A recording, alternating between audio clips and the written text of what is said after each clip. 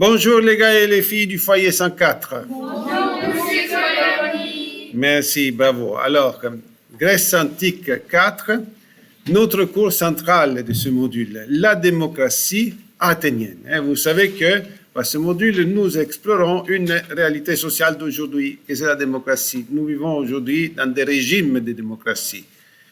Et notre démocratie moderne est inspirée quelque part de la démocratie antique de la ville d'Athènes qu'on va décrire aujourd'hui.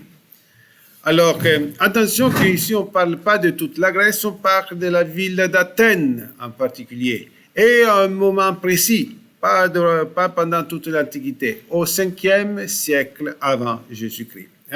Retenez bien cette période, 5e siècle, parce que c'est une époque un peu particulière de la Grèce ancienne, 5e siècle. Alors que Athènes, avant d'être une démocratie, était une ville qui avait expérimenté d'autres formes de gouvernement. Ils avaient commencé avec la monarchie, ils avaient un roi, d'accord? Mais puis ils trouvaient que donner tout le pouvoir à une seule personne, monarchie, ça veut dire pouvoir à un seulement, peut-être ça prenait un groupe de personnes. Alors l'oligarchie, ils sont passés à l'oligarchie. L'oligarchie, c'est un petit groupe, peu de personnes qui ont le pouvoir, certains qui sont capables, selon aux autres, de gouverner. Mais plus tard, qu'ils n'étaient pas satisfaits non plus, alors ils ont élargi le pouvoir à tout le peuple. Démos, c'est le peuple. Démocratie, ça veut dire autorité du peuple. Ils sont donc passés à la démocratie. Et tous ces mots-là, ce sont des mots d'origine grecque. Cette richesse de vocabulaire qui nous vient de l'Antiquité grecque. Or, que démocratie, ça veut dire donc autorité au peuple, mais c'est différent d'anarchie où chacun fait ce qu'il veut. Démocratie, pour fonctionner, a besoin de règles de jeu claires. Des institutions pour fonctionner. Et donc, dans ce deuxième mot-clé, nous allons voir les plus importantes des institutions de la démocratie d'Athènes au 5e siècle avant Jésus-Christ. On va voir comment ils fonctionnaient. Tous ces mots-clés, ce sont les institutions. L'Ecclésia, la plus importante de toutes les institutions, la base de tous les systèmes est l'Ecclésia. Ecclésia, nous pouvons quelque part le traduire en français avec le mot assemblée. Ecclésia, ça veut dire assemblée. Évidemment, l'assemblée des villes grecques d'Athènes, beaucoup de villes grecques avaient des assemblées, mais Athènes, c'était celle qui a donné plus de pouvoir à l'Ecclésia, et un peu particulier. D'accord? Donc, l'Ecclésia pour Athènes est l'assemblée de tous les citoyens.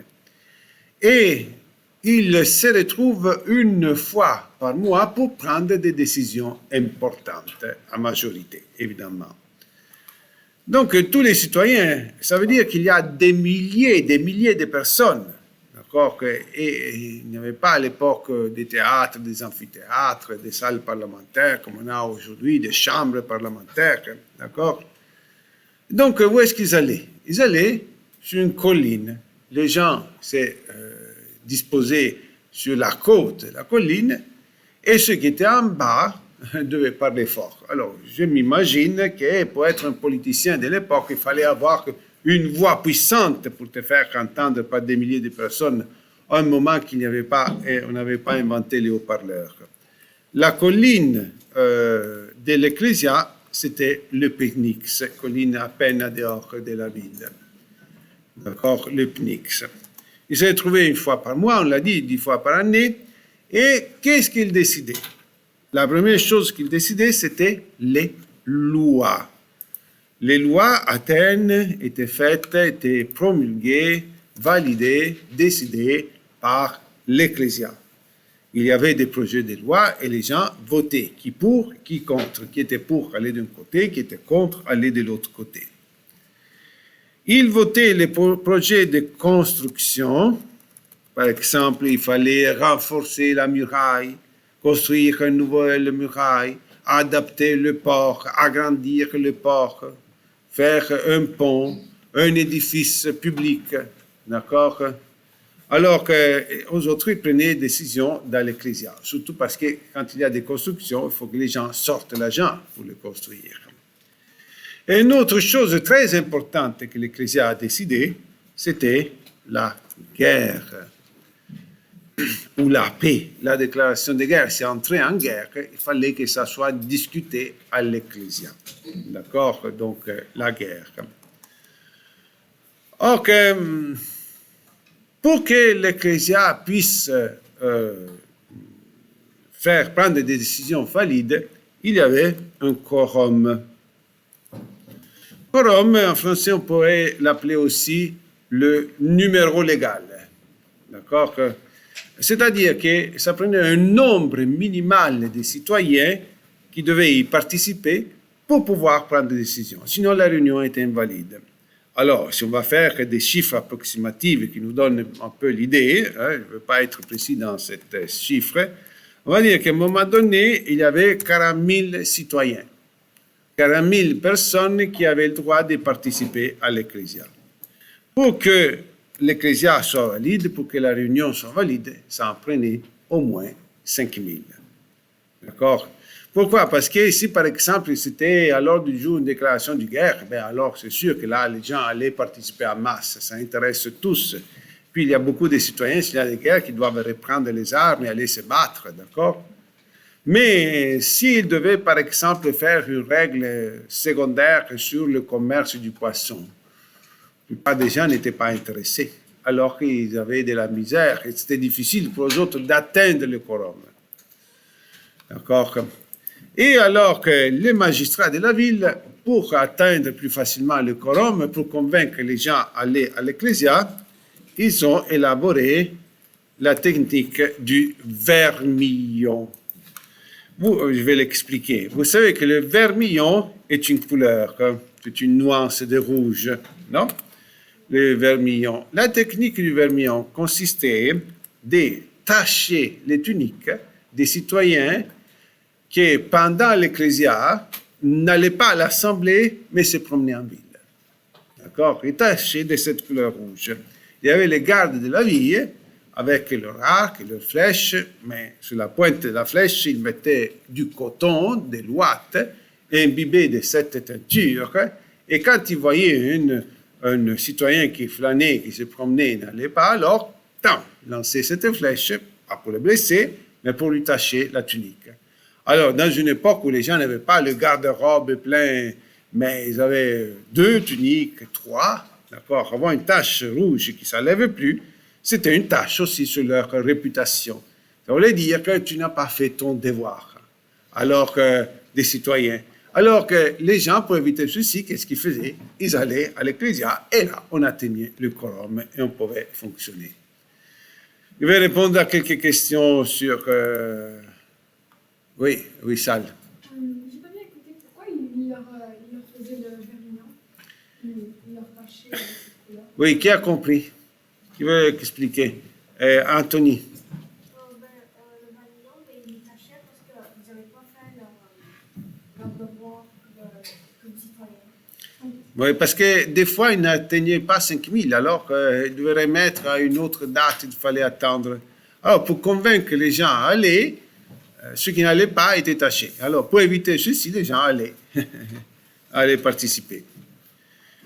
La boulée. Un autre organisme, une autre institution s'appelle la boulée, qu'on appelle aussi le Conseil des 500. Parce que 500 étaient les magistrats, les gens députés pour faire partie de cet organisme. Tous ces 500 personnes étaient tirées au sort, une fois par année.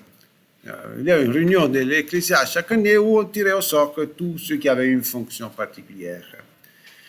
La boulée, qui était aussi un édifice, à l'Agora, il y avait le siège de la boulée. Les gens de la boulée se divisaient dans plusieurs comités sous-groupes et ils préparaient les projets de loi. D'accord? Et quand il y a des milliers de personnes, les gens de l'Ecclésia, ils pouvaient approuver une loi, ils pouvaient voter contre, vous pouvez la renvoyer pour qu'elle soit modifiée, d'accord? Mais pour créer une loi, ça prend un petit groupe de personnes qui s'assoient, qui réfléchissent et qui rédigent le texte. Donc, les commissions de la Boulée rédigeaient le texte des lois qui ont présenté à l'Ecclésia et ils organisaient aussi l'ordre du jour de l'Ecclésia. L'ordre du jour, vous savez, c'est la liste des thèmes sur lesquels on va décider quand on est en assemblée. Donc, il y avait 500 fonctionnaires tirés au sort qui travaillaient dans la Boulée. Il faut savoir que tous les fonctionnaires, tous ceux qui avaient une fonction pour que la démocratie athénienne recevaient un salaire. On verra au prochain cours d'où venait tout cet argent que les Athéniens avaient. L'ailier. L'ailier est une sorte de tribunal, d'accord, où on faisait célébrer les procès des personnes accusées, il y avait des juges. Et une fois par année, à l'ailier, il tirait au sort 6000 personnes qui faisaient partie des jurés. D'accord? Il faisait une liste des jurés. Vous savez, quand il y a un procès, il y a le juge qui dirige les travaux. Pour certains types de procès, il y a aussi un jury. Certaines personnes qui sont là et qui, à la fin, doivent faire leur verdict, émaner leur verdict, coupable ou innocent. D'accord? Donc, à l'ailier, il y avait un bottin de 6000 jurés, toujours tirés au sort, mais ce n'est pas un jury de 6000 à chaque procès. Les petits procès avaient 201 jurés, les grands procès avaient 501 jurés. D'accord? Pourquoi 201, 501? Facile, oui? Parce qu'il ne veut pas être père. Oui, pour éviter l'égalité. Donc, il faut être impair. D'accord? C'était l'ailier, par exemple, en se référant à quelque chose qu'on a déjà appris, c'était l'ailier qui avait condamné à mort Socrate. D'accord? Et les 501 jurés ont voté pour le condamner à mort. D'accord? Donc, l'ailier, c'est un tribunal. Les magistrats. Ici, ce n'est pas une institution, mais ce sont un ensemble de personnes qui ont une fonction spécifique, qui ont un pouvoir d'exécuter ce que l'Assemblée, ce que l'Ecclésia a décidé. D'accord? Si, par exemple, on décide de construire une nouvelle muraille, il faut nominer quelqu'un qui s'occupe de faire exécuter les travaux. D'accord? Donc, tous ceux qui avaient une fonction particulière étaient des magistrats. Évidemment, tous les magistrats étaient payés. Parmi les magistrats les plus importants, il y avait 9 archontes tirés au sort parmi les juges. Ce sont les juges les plus importants de la ville, les archontes. Mais encore plus important que les archontes, c'était les 10 stratèges. Les stratèges, ce sont les chefs militaires. Et non, ceux-ci ne sont pas tirés au sort, ceux-ci sont choisis parmi les militaires, ils sont votés, les stratèges étaient votés. D'accord? En cas de guerre, c'est eux autres qui dirigeaient l'armée ou la flotte. Parmi les stratèges, toutes les charges durent une année. Après une année, il faut tout refaire. Parmi les 10 stratèges vont nommer ce qui est par-dessus les autres, le commandant, qui ressemble un peu à notre président. D'accord? Une personne qui a été beaucoup de fois stratège dans la Grèce ancienne et beaucoup de fois aussi commandant, c'était un tel Périclès. Périclès a été le personnage le plus significatif de la démocratie athénienne. Si on parle par exemple à la démocratie de l'Allemagne aujourd'hui, nous pensons à ce grand personnage qui vient de terminer son mandat de Premier ministre, qui est Angela Merkel. Ça vous dit quelque chose? D'accord? Ce Premier ministre a été 16 ans, 18 ans Premier ministre de l'Allemagne. Ce n'est pas un dictateur, il a été élu. Non? La démocratie athénienne a aussi un personnage qui s'est démarqué, un personnage qui a joué beaucoup de fois le rôle de commandant, de stratège, qui avait un parti politique important, qui arrivait à convaincre les autres. C'était Périclès, d'accord, le plus significatif de la démocratie athénienne. Et pour terminer, une autre institution importante, c'est l'aréopage. L'aréopage est lui aussi un tribunal, mais un tribunal supérieur. Ce qu'aujourd'hui, dans notre système, on pourrait comparer à la Cour suprême, au tribunal les plus élevés. D'accord que à l'aréopage, il y avait des juges, et aux autres, ils n'étaient pas nommés. C'était vraiment les sages de la ville. L'aréopage existait depuis, ils l'ont hérité depuis les siècles précédents. Les juges de l'aréopage, quand il y a un juge qui n'est plus là, il en nomme un autre. Les citoyens qui se sentent que leurs droits ont été brimés par un magistrat peuvent faire appel à l'aréopage. Les cas les plus importants d'homicide, ou pour les Athéniens c'était important aussi, les cas de religion aussi, d'accord, que quelqu'un mettait en discussion l'autorité de la ville qui avait une base toujours religieuse, tous les cas les plus importants étaient jugés par l'aréopage. Nous savons que Socrate n'a pas fait appel à l'aréopage. Alors, voici, je répète en synthèse, les institutions de la démocratie athénienne. La plus importante, la base de tout, on décide de tout le reste, est l'Ecclésia, l'assemblée de tous les citoyens. La Boulée, c'est un comité exécutif qui prépare les travaux, d'accord, qui écrit les lois, qui prépare l'ordre du jour. L'ailier, c'est un tribunal. Les magistrats, ce sont tous ceux qui ont une fonction particulière d'exécuter les décisions de l'Ecclésia. Et l'aréopage est le tribunal suprême. Je vais prendre une question. Très bien. Alors que maintenant, on va voir que ce qui sont les limites de la démocratie athénienne. Ce qui, aux yeux de nous, aujourd'hui, sont limites. D'accord? C'est une belle chose, le pouvoir au peuple, mais on va voir que ce n'était pas tout à fait le pouvoir au peuple. Que quelque part, c'était là aussi une aristocratie, une oligarchie. On va voir que tout de suite, dire quelle est la limite. La limite, c'était que les citoyens d'Athènes, ici je fais les chiffres ronds de l'approximation, ce n'est pas les chiffres exacts, mais je fais les chiffres ronds pour mieux comprendre. Les citoyens d'Athènes, on a dit, étaient 40 000 sur une population de toute la ville de 400 000. Une énorme, gigantesque ville de l'Antiquité, disons Athènes et toute l'Attique, le territoire d'Athènes.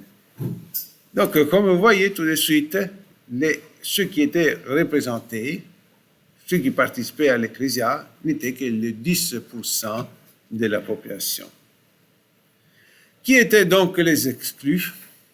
Oui, les esclaves.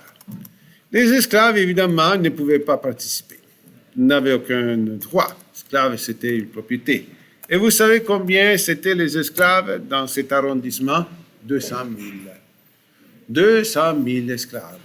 Moitié de la population d'Athènes et de l'Attique, c'était des esclaves. Et alors que là, on commence à voir quel est l'envers de la médaille. Parce que tout ce système-là que je décris, les assemblées, les fonctionnaires, etc., c'était des systèmes qui avaient une bureaucratie énorme, qui s'apprenaient du temps énorme pour discuter. À la fin, ils arrivaient à prendre des décisions. Mais c'était long, c'était complexe. Pourquoi ils pouvaient faire tout ceci? Parce que ces citoyens-là n'avaient rien d'autre à faire. Ils n'avaient pas travaillé. Pourquoi? Qui travaillait? Les esclaves. Donc, c'est bien beau la démocratie athénienne, la participation, mais ça a été possible grâce à l'exploitation. D'accord? Alors, qui est encore exclu? Oui, Alma. Oui, les femmes et les enfants. Les femmes à Athènes ne participent pas. Et évidemment, les enfants. Hein?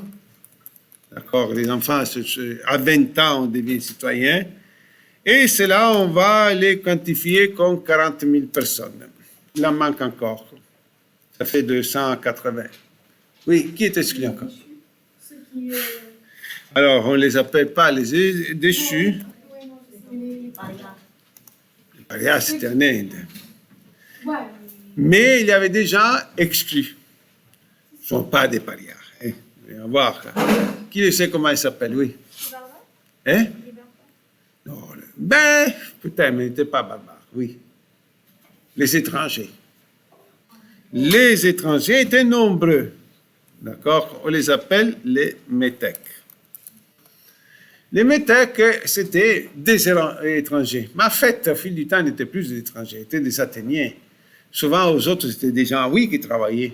Certains étaient marchands, d'autres étaient des gens qui avaient des ateliers d'artisans. Hommes libres, riches. Mais pourquoi ils ne participaient pas? Parce qu'ils étaient étrangers. Mais attention, dès qu'ils ont mis en place ce système, hein, tous les étrangers, 10 ans après, 20 ans après, leurs enfants, leurs petits-enfants, les arrière-petits-enfants, étaient toujours des étrangers, des métèques. Ils n'avaient pas de système pour leur permettre d'acquérir la citoyenneté athénienne. Comprenez-vous? Donc, pratiquement, ça faisait comme une sorte de catégorie d'habitants de niveau B. Hein, première catégorie, deuxième catégorie. Comprenez-vous? Et donc, si vous faites là le total, ça fait 360 000. Donc, ceux qui participaient, c'était seulement les citoyens adultes, hommes. Tous les autres étaient exclus de ce système. D'accord? Nous voyons les limites. Et pour être citoyen, on devenait citoyen si le père était citoyen. D'accord? Et puis, il fallait faire le service militaire, l'éphébie, ça s'appelait. D'accord? La préparation. Quand tu avais 20 ans, tu avais fait l'entraînement militaire. Il y avait la grande cérémonie de serment d'allégeance à la ville et à la déesse Athéna. Et là, il devenait citoyen à plein titre. D'accord? Et dernier aspect, la démocratie directe. Le système que nous venons de présenter, la démocratie d'Athènes, on peut la définir comme démocratie directe. Pourquoi? Parce que les citoyens, directement, en assemblée, choisissent leur propre loi. D'accord? Et ceci est différent, d'accord, est différent de notre système de démocratie moderne, que par contre on appellera comment on peut définir notre démocratie, qui est capable de me dire démocratie, Alexandre?